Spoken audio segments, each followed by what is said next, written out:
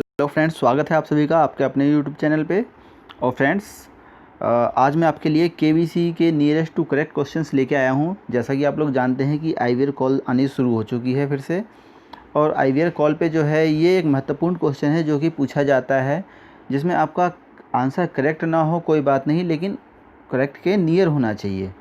तो बहुत सारे लोगों के मन में कन्फ्यूजन है कि ये क्वेश्चन किस प्रकार के होंगे, कैसे पूछे जाएंगे, हमें क्या आंसर देना है। तो इन सभी सवालों के जवाब मैं आज आपके लिए लेके आया हूँ, और साथ ही मैं आपके लिए 15 महत्वपूर्ण क्वेश्चंस भी लेके आया हूँ। हो सकता है ये सेम क्वेश्चन भी रिपीट हो जाए, और हो सकता है इस प्रकार के क्वेश्चन भी आपके लिए पूछा जाए। ठीक है दोस्तों, तो अंत तक आपको ये वीडियो देखना है और कोई भी क्वेश्चन मिस नहीं करना है। जिन लोगों ने अभी तक मेरे YouTube चैनल को सब्सक्राइब नहीं किया है, जल्द से जल्द इसे सब्सक्राइब कर लें और साथ ही साथ बेल आइकन भी प्रेस कर लें, ताकि कोई भी इंपॉर्टेंट वीडियोज़ जो मैं आपके लिए लेके आता रहता हूँ वो आप मिस ना कर पाएँ। ठीक है दोस्तों, और वीडियो को अधिक से अधिक अपने दोस्तों में भी ज़रूर शेयर करें फ्रेंड्स। तो चलिए दोस्तों, बिना किसी देरी के देखते हैं कि आईवीआर कॉल में किस तरह के सवाल जो है वो नियरेस्ट टू करेक्ट के पूछे जाते हैं।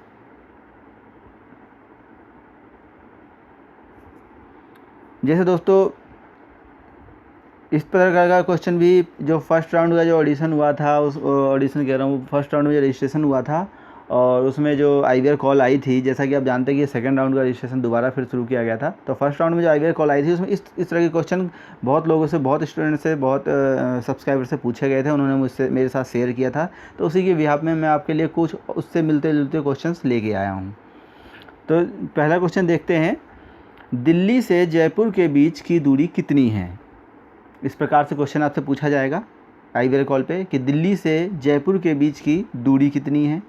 तो जो इसका करेक्ट आंसर है, करेक्ट तो ये है कि भाई इसकी दिल्ली और जयपुर के बीच की दूरी 281 किलोमीटर है, करेक्ट। बट आपको बिल्कुल 281 ज़रूरी नहीं कि आप 281 ही दें। अगर आपको मालूम है तो ठीक है, अदरवाइज़ आप 280 भी दे सकते हैं, ये भी करेक्ट माना जाएगा। 250 भी दे सकते हैं, ये भी करेक्ट में ही गिनती हो जाएगी इसकी। अराउंड 300 भी दे सकते हैं। ठीक है, जितना करेक्ट हो, जितना आसपास हो, nearest to correct. Nearest to correct का मतलब जितना आसपास होगा आपका, उतना ही आपका आंसर सॉलिड होगा और आपका आंसर सही में काउंट किया जाएगा। ठीक है फ्रेंड्स, और एक और जानकारी कि आपको जो है ये नंबर्स टाइप करने पड़ेंगे उस पर। जैसे आपसे पूछता है दिल्ली और जयपुर के बीच की दूरी कितनी है, तो आप अगर इसको 280 टाइप करते हैं तो इसके साथ आपको या तो स्टार प्रेस करना है, ठीक है दोस्तों, या हैज़ प्रेस करना है। स्टार या हैज़ दोनों में से कुछ भी आपको ज़रूर प्रेस करना है, तभी आपका आंसर सबमिट हो पाएगा। तो 280 या जो भी नंबर आप टाइप करते हैं उसके बाद स्टार या हैज़ दोनों में से कुछ भी एक टाइप कर सकते हैं, और इस करना ज़रूर है दोनों में से कुछ भी। चलिए नेक्स्ट क्वेश्चन देखते हैं। द्रोणाचार्य पुरस्कार के अंतर्गत प्रत्येक पुरस्कार विजेता को कितनी धनराशि प्रदान की जाती है। तो इसका जो राइट आंसर है फ्रेंड्स वो है 5 लाख। द्रोणाचार्य पुरस्कार के अंतर्गत 5 लाख रुपए की धनराशि प्रदान की जाती है। लेकिन आप इसका आंसर ज़रूरी नहीं है, अगर आपको नहीं पता है तो आप 5 लाख ना दे के आप 4.5 लाख भी दे सकते हैं। ठीक है, 5.5 लाख भी दे सकते हैं, 5,25,000 भी दे सकते हैं। तो इस प्रकार के जो आंसर आपके जो देंगे, जितना आपका पास होगा वो उतना ही आपके लिए बेनिफिशियल होगा। उसी के बेसिस पे आपके स्कोर बनते हैं। आगे आपका जो इस प्रकार की कॉल आती हैं वो आपको स्कोर में कन्वर्ट की जाती है। आपका इस पर स्कोर बनता है और स्कोर के हिसाब से ही आगे के लिए आपको दोबारा अगेन आईवीआर कॉल के माध्यम से आपको सूचित किया जाता है कि आप नेक्स्ट राउंड के लिए सेलेक्ट हैं या नहीं हैं। ठीक है, और आपको नेक्स्ट राउंड के लिए बताया जाता है कि भाई आपको कब आपको नेक्स्ट राउंड के लिए क्या करना है और किस प्रकार से आपका ऑडिशन होगा। नेक्स्ट क्वेश्चन है, नवजात शिशुओं में हड्डियों की संख्या कितनी होती है। तो फ्रेंड्स, जैसा कि हम लोग जानते हैं कि एक वयस्क मानव में जो हड्डियों की संख्या होती है वह 206 होती है। बहुत सारे लोग 206 करके 206 भी लगा सकते हैं, लेकिन दोस्तों 206 गलत हो जाएगा आपका। 206 जो होता है वो वयस्क मानव में होता है, यानी जो इंसान 18 या 20 क्रॉस कर जाता है उसके बाद वो हड्डी जो होती है 206 होती है, यानी वयस्क हो जाता है 18 क्रॉस करने के बाद। लेकिन जो शिशुओं में होती है हड्डियों की संख्या वह 300 होती है, क्योंकि कुछ हड्डियाँ जैसे जैसे इंसान जैसे जैसे बड़ा होता है वैसे वैसे वो हड्डियाँ कनेक्ट हो जाती हैं एक दूसरे से और हड्डियों की संख्या धीरे धीरे कम हो जाती हैं। ठीक है फ्रेंड्स, तो आप इसका आंसर जो है 275 भी दे सकते हैं, 270 भी दे सकते हैं, ठीक है, 300 भी दे सकते हैं, 310 भी दे सकते हैं, 320 भी दे सकते हैं। जितना आपको करेक्ट आप जितना दे सकते हैं उतना दीजिए। ठीक है दोस्तों, आप अगर 206 भी देंगे तो आपका गलत नहीं है, लेकिन आपकी स्कोरिंग में दिक्कत हो जाएगी, आपका स्कोरिंग थोड़ी कम मिलेगी आपको, जो आपको मार्क्स मिलेंगे। ठीक है दोस्तों, चलिए नेक्स्ट क्वेश्चन देखते हैं। भारत के संविधान द्वारा कितनी भाषाएं स्वीकृत हैं? तो भारत के संविधान की 8वीं अनुसूची में 18 भाषाओं को मान्यता दी गई थी पहले, लेकिन फिर इसमें बदलाव करके और 4 भाषाओं को और जोड़ दिया गया और अब इसकी संख्या 22 हो चुकी है। 22 भाषाओं को भारत के संविधान में स्वीकृत किया गया है या मान्यता प्रदान की गई है। तो आपसे अगर इस प्रकार का क्वेश्चन पूछता है तो आप इसका आंसर 20 भी दे सकते हैं, 23 भी दे सकते हैं, 21 भी दे सकते हैं, 18 भी दे सकते हैं। इसमें कोई बाउंडेशन नहीं कि आपको करेक्ट ही देना है। जितने पास आप जितने आंसर के करीब दे सकते हो उतना आप उसको देने की कोशिश कीजिए। ठीक है, नेक्स्ट क्वेश्चन है, पुराणों की कुल संख्या कितनी है? तो हमारे जो पुराण हैं वो टोटल 18 हैं, ये आपको ध्यान रखना है। 18 न दे के आप 17, 16, 20, 19 ये भी दे सकते हैं, ये भी आपका सही माना जाएगा और उसके हिसाब से आपकी मार्किंग होगी। भारत के वाणिज्यिक ऊर्जा के कितने प्रतिशत पूर्ति कोयले से होती है? जो वाणिज्यिक ऊर्जा है उसकी कितनी प्रतिशत पूर्ति कोयले से होती है हमारे देश में? तो 67% जो वाणिज्यिक ऊर्जा की पूर्ति होती है वह कोयले से होती है।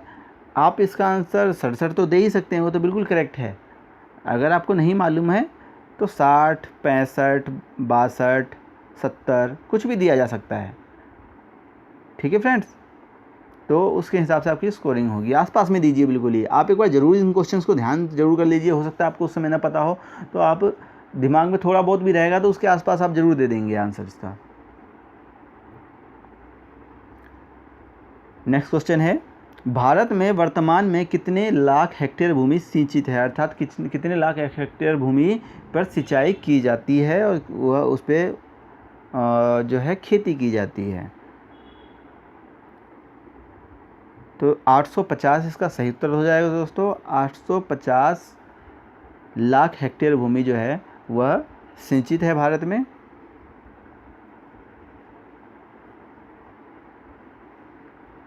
नेक्स्ट क्वेश्चन है, भारत की उत्तर से दक्षिण तक की लंबाई कितनी है?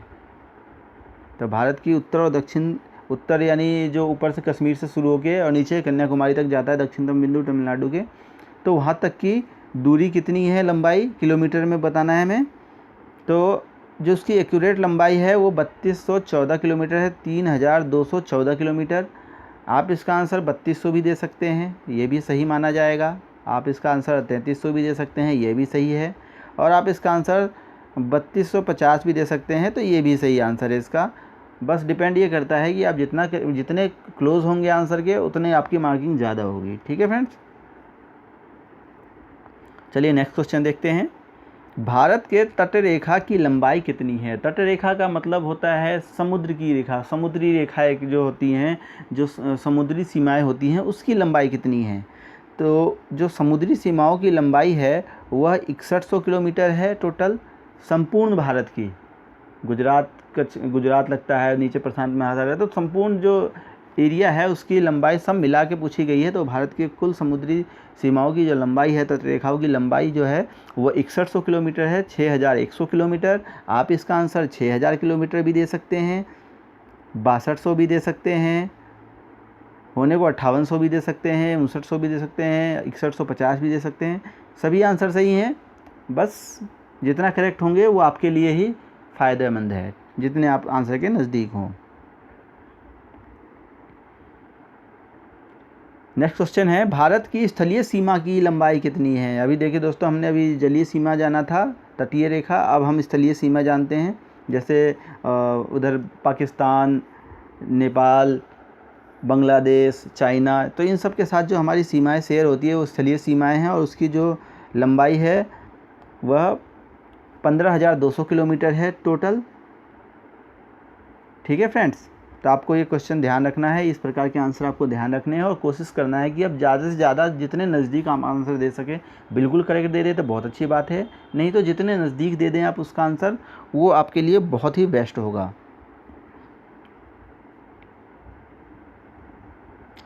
महासागर में सबसे अधिक गहराई प्रशांत महासागर के मेरियाना गर्त की है, जो कितने मीटर है। प्रशांत महासागर में जो मेरियाना गर्त है वह सबसे अधिक गहराई है वहाँ की, और उसकी जो गहराई है वह 11,022 मीटर है। ठीक है दोस्तों, आप इसका आंसर 11,000 मीटर भी दे सकते हैं, 11,050 भी दे सकते हैं, 10,500 भी दे सकते हैं, 10,700 भी दे सकते हैं। तो इस प्रकार का आप आंसर इसमें सबमिट कर सकते हैं, लेकिन आपको ये क्वेश्चन ज़रूर देख लेने हैं ताकि आपको इस प्रकार के क्वेश्चन ध्यान रहें, और अगर इसमें से कोई भी क्वेश्चन पूछा जाता है तो आप इसका बिल्कुल करेक्ट आंसर दे सकें ताकि आपकी मार्किंग ज़्यादा बढ़ जाए। ठीक है फ्रेंड्स, चलिए नेक्स्ट क्वेश्चन देखते हैं। स्वेज नहर की लंबाई कितने किलोमीटर है। स्वेज नहर आप लोग जानते होंगे, बहुत बड़ी नहर है और इसकी जो लंबाई है वह 168 किलोमीटर है। आप इसका आंसर 160 भी देंगे तो वो भी सही माना जाएगा, लेकिन कोशिश कीजिए कि बिल्कुल करेक्ट आंसर दें। आप 168 किलोमीटर देंगे तो आपको फुल मार्किंग दी जाएगी, आपको फुल मार्क्स मिलेंगे इसके। नेक्स्ट क्वेश्चन है, राष्ट्रीय राजमार्ग विकास परियोजना के तहत कितने राज्यों की राजधानियों को जोड़ा जाना है। राष्ट्रीय राजमार्ग विकास परियोजना एक योजना की गई है और इसके तहत देश के विभिन्न राज्यों की राजधानियों को जोड़ा जाना है। तो इसमें जो प्रावधान किया गया है विभिन्न राज्यों की राजधानियों को जोड़ने का, वो कितनी राजधानियां हैं, 16 राजधानियां हैं। ठीक है फ्रेंड्स, आपसे अगर ये क्वेश्चन पूछा जाता है IVR कॉल के माध्यम से, आप इसका आंसर 16 देने का प्रयास करें। अगर आपको उस समय बिल्कुल करेक्ट ध्यान नहीं है तो आप इसका आंसर 15, 14, 18, 17 कुछ भी दे सकते हैं, वो आपका सही माना जाएगा, बिल्कुल गलत नहीं होगा। ठीक है फ्रेंड्स, नेक्स्ट क्वेश्चन है, ये भी क्वेश्चन बहुत इंपॉर्टेंट बनता है। भारतीय रेलवे कितने जोन में विभाजित है। भारतीय रेलवे आप जानते हैं कि बहुत बड़ा नेटवर्क है भारतीय रेलवे का, और यह विभिन्न जोन में डिवाइडेड है ताकि इसका जो ऑपरेशन का कार्य है जो ये संचालित किया जाता है वह ठीक प्रकार से हो सके। तो जो भारतीय रेलवे है वो 18 जोन में विभाजित है। ठीक है फ्रेंड्स, ये आपको ध्यान रखना है, और आपसे अगर इस प्रकार का क्वेश्चन पूछा जाता है तो आप कोशिश कीजिए कि बिल्कुल करेक्ट आंसर दें, आज इसमें कोई भी गलती ना हो, क्योंकि बिल्कुल छोटा सा आंसर है 18, आपको ये बिल्कुल ध्यान रखना है। नेक्स्ट क्वेश्चन है, सन 1969 में कितने बैंकों का राष्ट्रीयकरण किया गया था। जैसा कि आप लोग जानते हैं फ्रेंड्स कि सन 1969 में विभिन्न बैंकों का राष्ट्रीयकरण किया गया था, और उसमें कुल कितने बैंक शामिल थे राष्ट्रीयकृत होने में, तो उसमें 14 बैंकों का राष्ट्रीयकरण किया गया था। मेरे ख्याल से ये आंसर जो है सबको पता होना चाहिए, अगर नहीं पता है तो इसको ध्यान कर लें। इस प्रकार के क्वेश्चन भी IVR कॉल के माध्यम से पूछे जा सकते हैं आपसे। ठीक है फ्रेंड्स, तो अगर आपको ये मेरी वीडियो पसंद आई तो वीडियो को लाइक ज़रूर करें, साथ ही साथ अगर आपने अभी तक चैनल सब्सक्राइब नहीं किया है तो चैनल ज़रूर सब्सक्राइब कर लें और बेल आइकन भी प्रेस कर लें, ताकि आप कोई भी इंपॉर्टेंट वीडियो जो मैं आपके लिए लेके आता रहता हूं समय समय पर, आप मिस ना कर पाएँ। और इस वीडियो को अपने दोस्तों के साथ भी अधिक से अधिक संख्या में शेयर करें। ठीक है फ्रेंड्स, अगर आपको और भी इम्पोर्टेंट क्वेश्चंस की आवश्यकता है तो आप हमें कमेंट बॉक्स में लिख सकते हैं, मैं आपको और भी इम्पोर्टेंट क्वेश्चंस प्रोवाइड करने की कोशिश करूँगा। चलिए दोस्तों, मिलते हैं फिर नेक्स्ट वीडियो में।